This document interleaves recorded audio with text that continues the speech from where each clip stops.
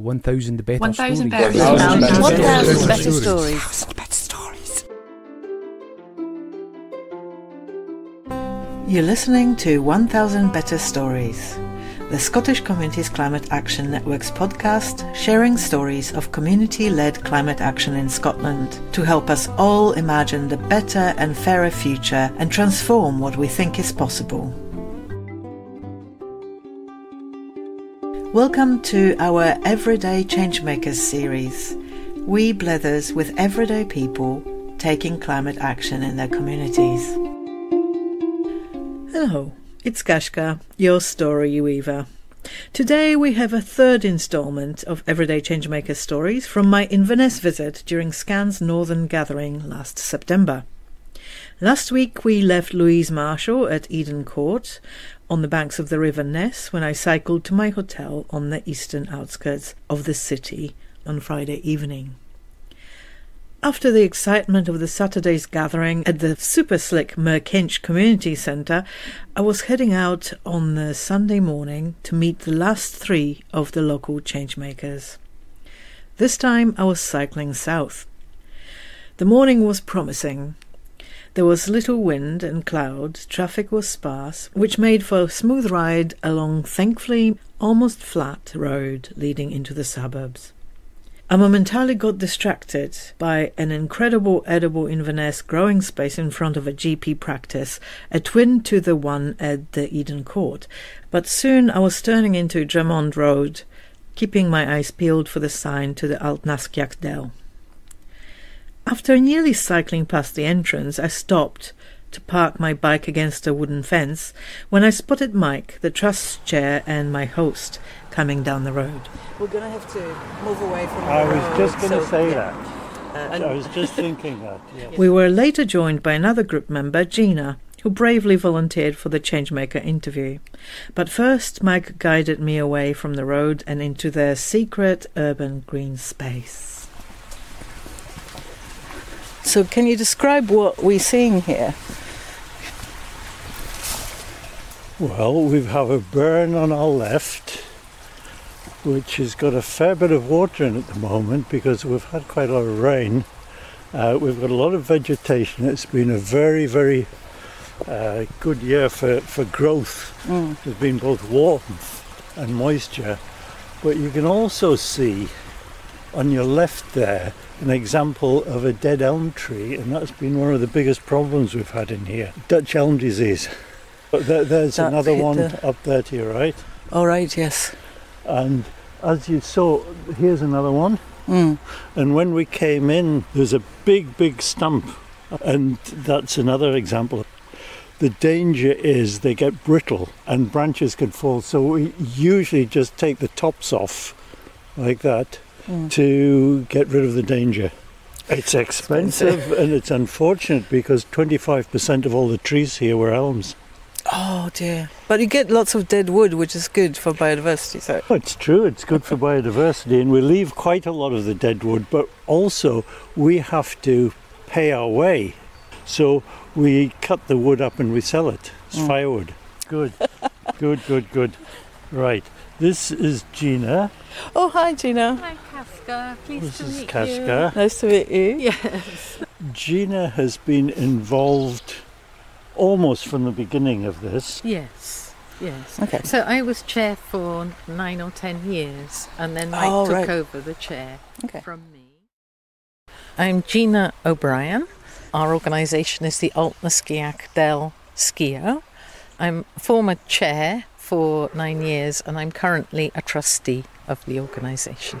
I live just close by to this wood that we're standing in. What's a skio?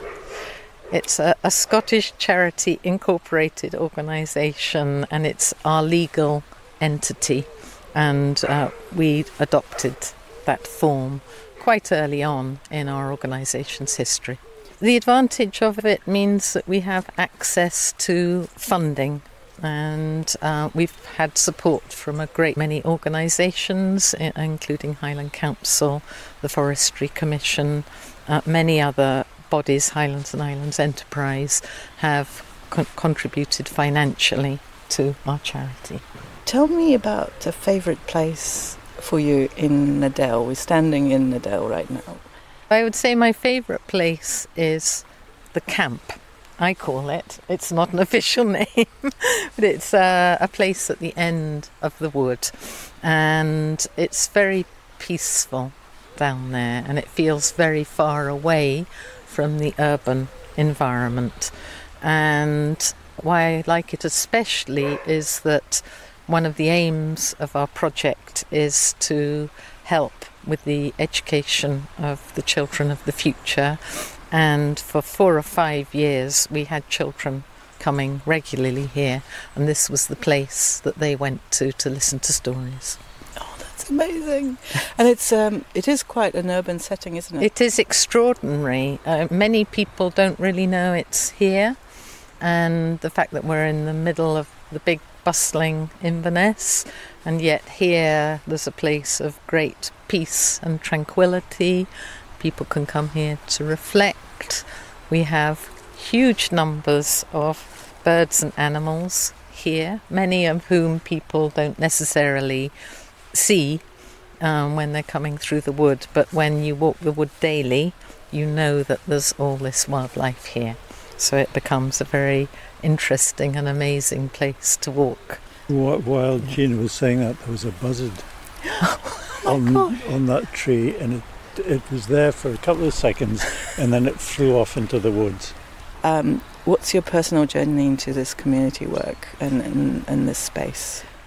There have been many breakthrough moments, but the journey for me began not through any great conservation thought, though that had always been there, maybe in my background, maybe subconsciously, but it came through a personal friend family connection. And the lady who owned this wood, my husband was very friendly with her son, and there was a time in 2010 that she felt perhaps it would be better if it wasn't owned privately but was owned in community, and she came to ask for help. So it was a personal response.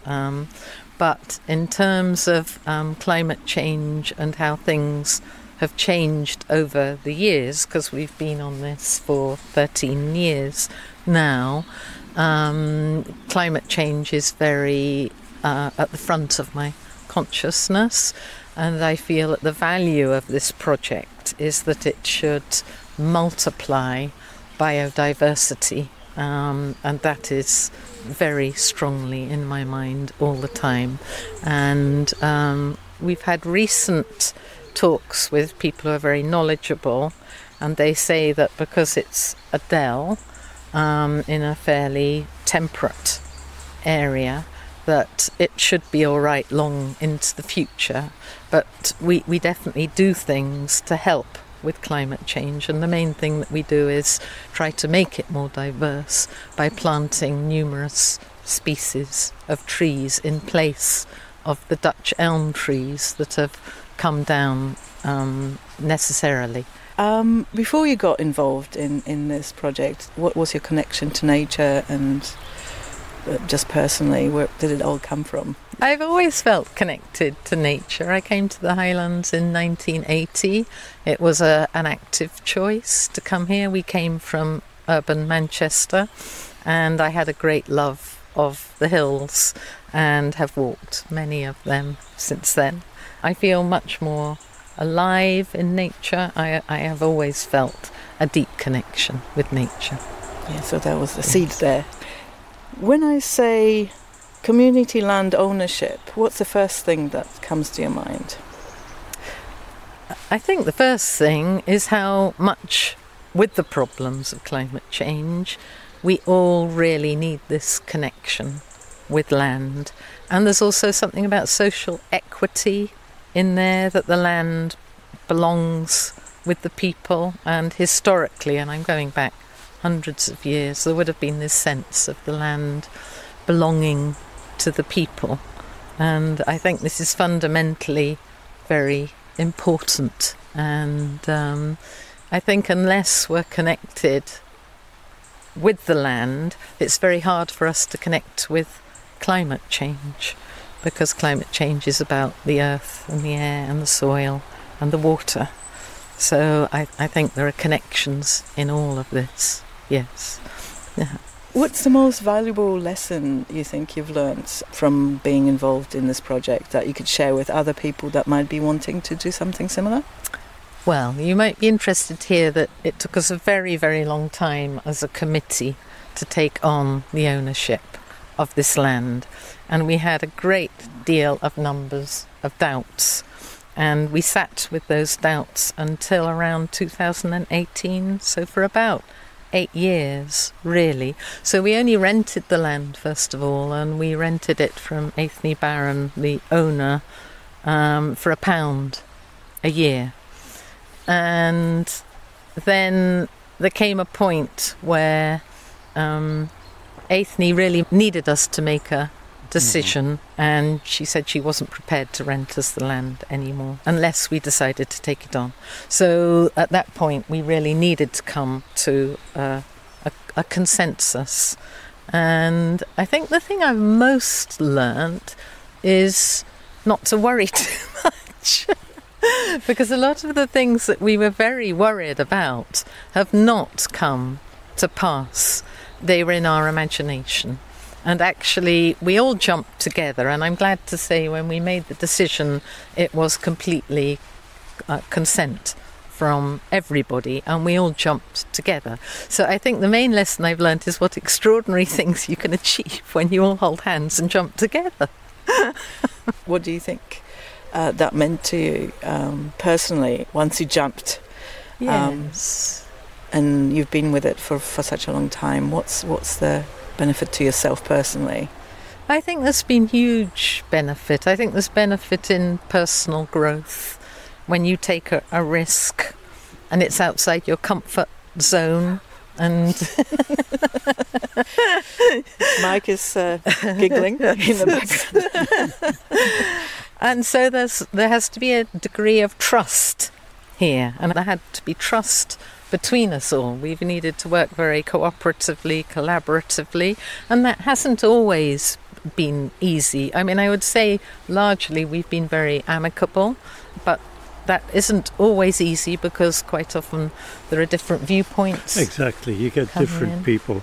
There's about 9 people at the moment, 9 trustees on the committee, and initially there were very great diversities in their conception about risk taking, and some of them felt that they couldn't take the risk of having a huge amount of money to pay to take down elm trees or whatever it was without having a lot of money in the bank to back us up.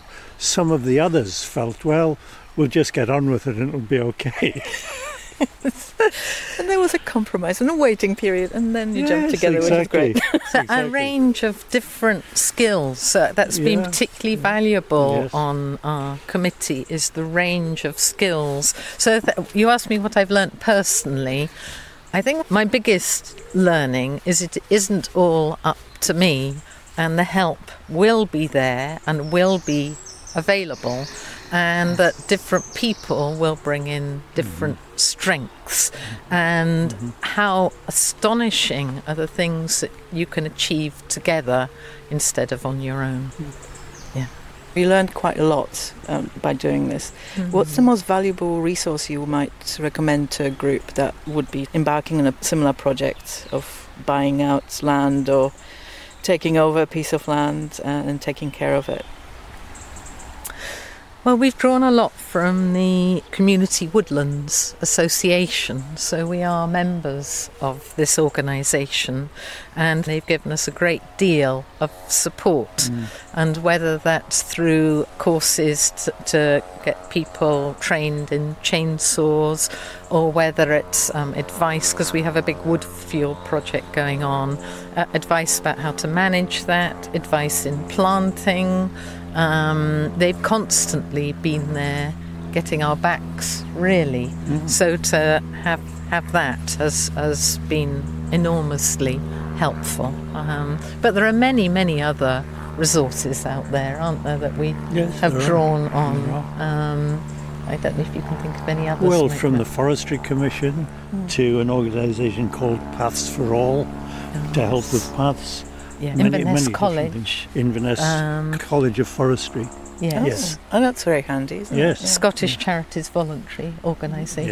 Yes. There are many, many bodies out there offering support to an organisation. Yes, like I'd us. say really, in answer to your question, you've got to have an aim.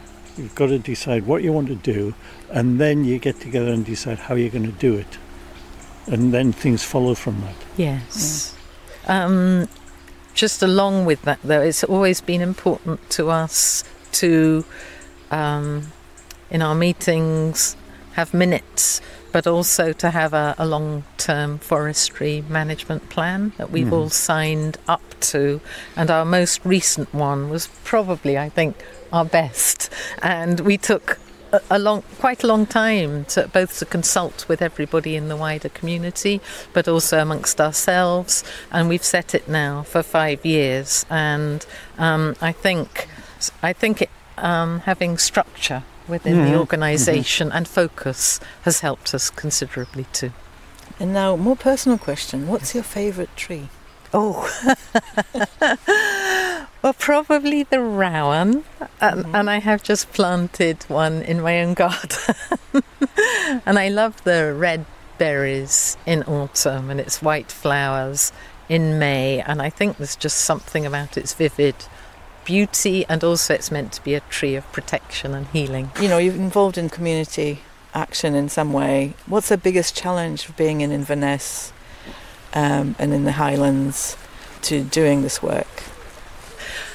I would say it's the ongoing unawareness of people of the importance of nature, and we've had an ongoing need to clear up litter or bottles, or it's for people living in the urban environment who haven't had the same I've been very fortunate in my life, but who haven't actually had the same opportunities to learn the same respect for nature. So that we had a bit of vandalism here last month, and we'd put up a community sign and somebody came and chopped it down.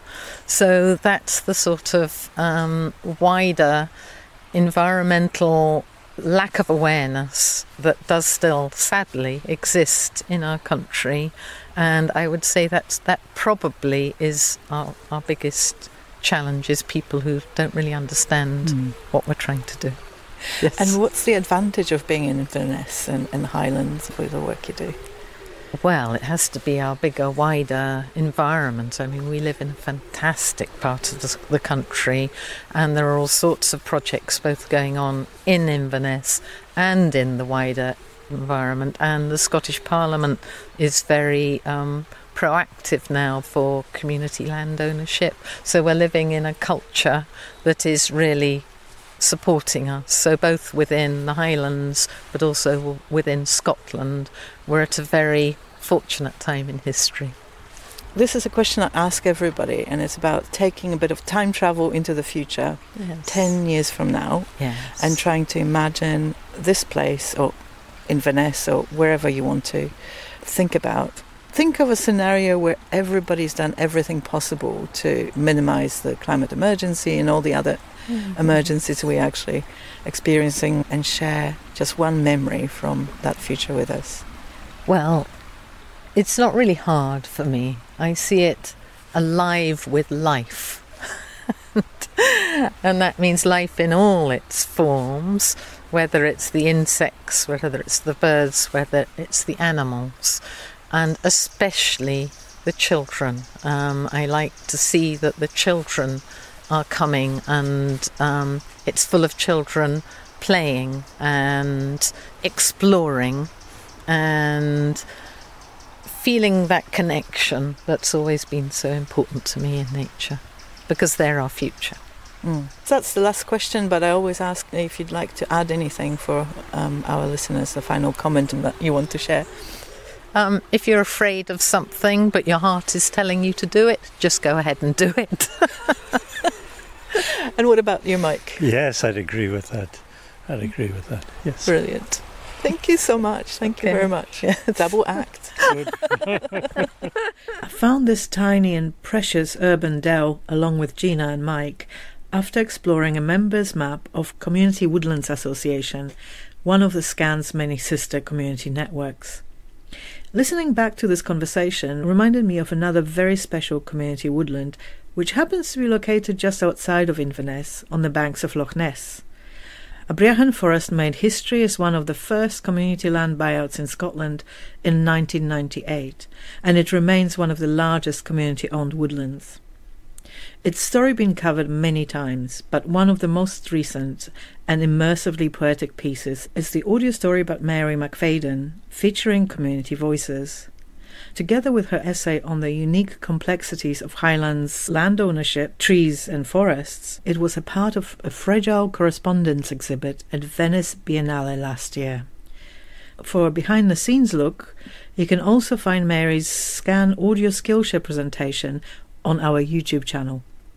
It turns out that both the tiny urban Aultnaskiach Dell and the expansive rural Abriachan Forest have had case studies written about them, which some of you might find useful. As usual, I'll pop the links to all of these resources in the show notes for you. After taking a minute to enjoy the quiet burbling of the burn and the changing colour of the leaves, I was ready for my ride southwards, heading downhill back towards the Ness. My next stop was the brand new homegrown community garden in the new suburb of Holme. Thanks for listening. If you enjoyed this episode, please give it a like and share it with others. It'll really help us reach a wider audience. If something exciting is happening in your own community, be sure to let us know so that we can help you tell your own story. You can drop our story weavers a line at stories@scan.scot. It's scan, SCCAN, .scot, SCOT. We also offer training and mini grant support to community storytellers. To keep up to date with our offerings and everything Scan, check out our website at scan.scot or find us on Twitter, Facebook or Instagram, or simply sign up to the newsletter.